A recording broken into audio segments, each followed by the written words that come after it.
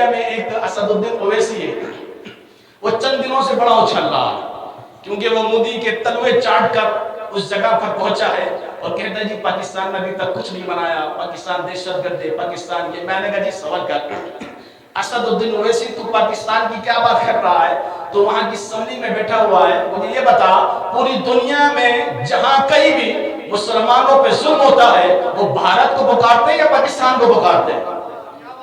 بھارت کو پکارتے ہیں یا پاکستان کو پکارتے ہیں؟ پاکستان کو پکارتے ہیں. میں نے کہا تم تو انڈیا میں رہنے والے مسلمانوں کے حقوق نہیں دلوا سکتے، تم پاکستان پر کیا بات کرو گے کہ پاکستان کے اندر قانون ہے کہ کوئی غیر مسلم. میں نے کہا تجھے معلوم ہی نہیں پاکستان حادثاتی طور پہ نہیں بنا تھا، پاکستان نظریے پہ بنا ہے، اور جو چیز نظریے پہ بنتی ہے وہ نظریے پہ قائم رہتی ہے. کتنے آئے کتنے چلے گئے، کتنے لبرل اور سیکولر پاکستان میں بستے ہیں، لیکن پاکستان آج بھی اسی چیز پر قائم ہے کہ پاکستان کا جو بھی وزیر اعظم ہوگا وہ غیر مسلم نہیں ہوگا، وہ مسلمان ہوگا.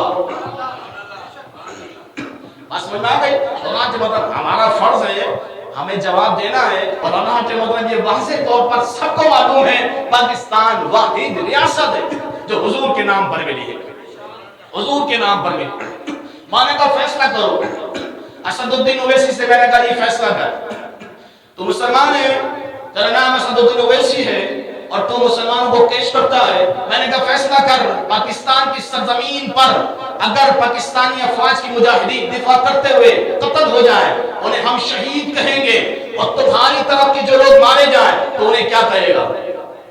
تو انہیں کیا کہے گا؟ تو انہیں شہید کہے گا.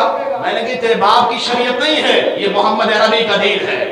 شہید وہی ہوگا جو حضور کا کلمہ پڑھتا ہوگا، شہید وہی ہوگا جو حضور کے نام پر کر مرنا جانتا ہوگا، شہید وہی ہوگا جو اسلامی ریاست کا دفاع کرنا جانتا ہوگا. میں نے کہا تو کیا بکواس کر رہا ہے؟ تو کس صف میں کھڑا ہے تجھے معلوم ہی نہیں؟ تو اپنی سیاست کر، اپنی سیاست چمکا.